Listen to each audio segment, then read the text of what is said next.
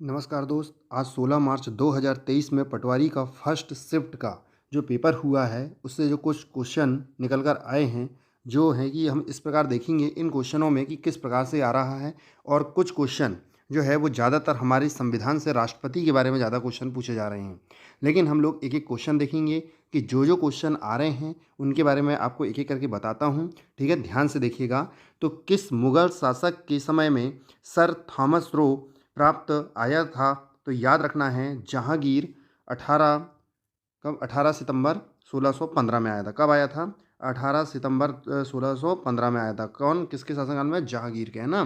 ठीक है, इसके बाद दूसरा क्वेश्चन देखें कि दूसरा क्वेश्चन क्या है। आहार नाल का सबसे बड़ा भाग किसका होता है? तो छोटी आंत का होता है। किसका होता है? छोटी आंत का। लेकिन ध्यान देने वाली बात यह है कि छोटी आंत का जो होता है, तो छोटी आंत की लंबाई पूछता है कि छोटी आंत की लंबाई कितनी होती है? 6.25 मीटर होती है। कितनी होती है? 6.25 मीटर। लगभग लगभग कितने फिट होती है मेरे भाई? तो 22 फिट होती है। कितने फिट होती है? लगभग 22 फिट होती है। लेकिन हम बात करें कि किस नदी को उड़ीसा का शोक कहा जाता है, तो या मतलब किस नदी को किसका शोक कहा जाता है, तो इसके बारे में हम लोग बात करें तो इसमें ध्यान देना होगा। तो महानदी को किसका शोक कहते हैं? तो उड़ीसा का शोक कहते हैं। उसी प्रकार कोसी नदी को किसका शोक कहेंगे? बिहार का शोक कहेंगे।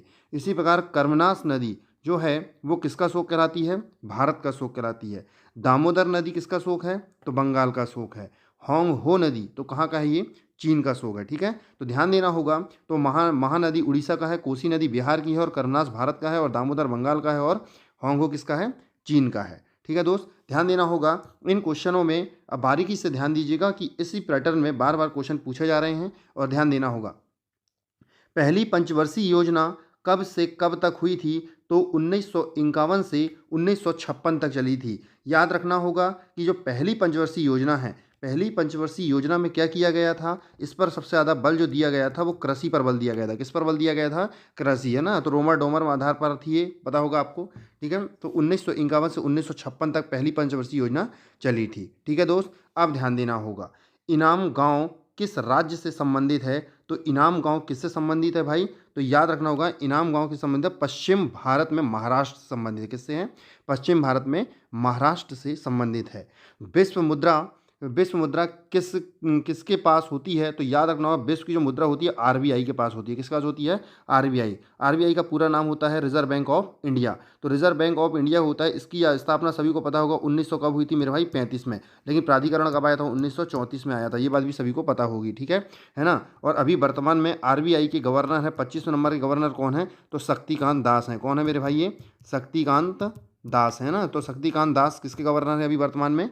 तो ध्यान रखना आरबीआई के गवर्नर है। और कौन से नंबर के हैं ये? 25वें नंबर के हैं। ठीक है, इसकी स्थापना कब हुई थी? तो 1935 में।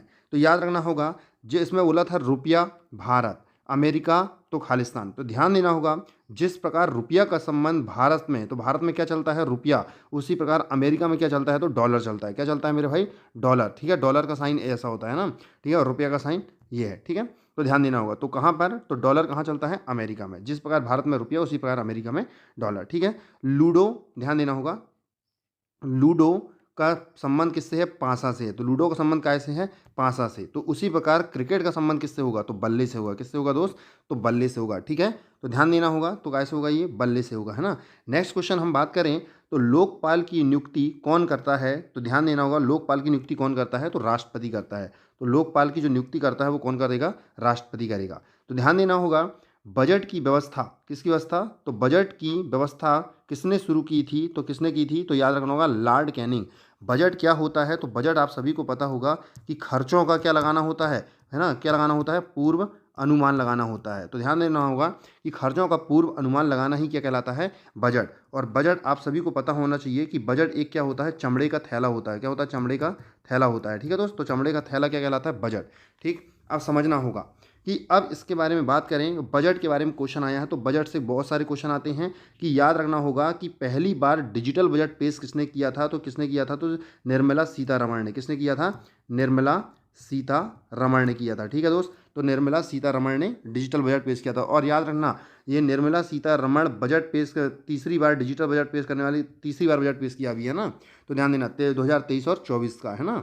आगे बात करें हम लोग योर बेस्ट डे इस डे पुस्तक के लेखक है ना कौन, योर बेस्ट डे है ना, इस पुस्तक के लेखक कौन हैं, तो याद रखना अनुपम खेर हैं। कौन है दोस्त, अनुपम खेर हैं, है ना।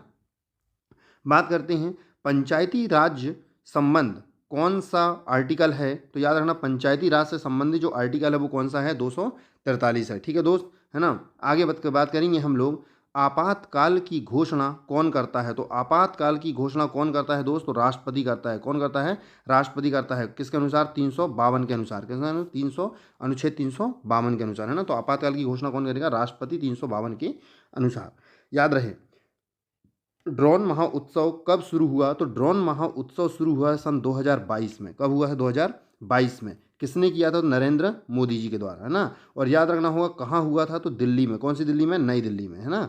और याद रखना होगा इसके बारे में बात करें हम लोग तो किसमें, 28 मई को, 28 मई 2022 को नरेंद्र मोदी जी के द्वारा दिल्ली में शुरू किया गया ड्रोन महोत्सव। बात आती है यहाँ पर महान्यायवादी की नियुक्ति कौन करता है, तो महान्यायवादी की नियुक्ति कौन करता है मेरे भाई, तो राष्ट्रपति करता है। कौन करता है, राष्ट्रपति। याद रखना होगा अनुच्छेद किसके अनुसार, है ना, 76(1) के अनुसार। तो महान्यायवादी की नियुक्ति कौन करता है, राष्ट्रपति के अनुसार। ध्यान देना होगा ना। इसी प्रकार हम लोग ये तो कौन सी शिफ्ट का था ये, तो याद रखना होगा ये फर्स्ट शिफ्ट का। तो ये फर्स्ट शिफ्ट का क्या था, ये पेपर था। लेकिन डेट कौन सी थी आज हमारे पास में, 16 मार्च को, है ना। तो 16 मार्च 2023 को जो क्वेश्चन पूछे गए हैं इसके बारे में मैंने आपको बताया। इसी प्रकार हम लोग अभी शाम वाले जो भी शिफ्ट होगा, है ना, सेकंड शिफ्ट का जो होगा, हम वो वाला पेपर की भी हम शाम को वीडियो पहुँचाएंगे। ठीक है, आज के लिए इतना ही। आपको यदि कुछ जानकारी अच्छी लगी हो तो चैनल को सब्सक्राइब करें और लाइक करें और लोगों को शेयर करें। ठीक है, धन्यवाद।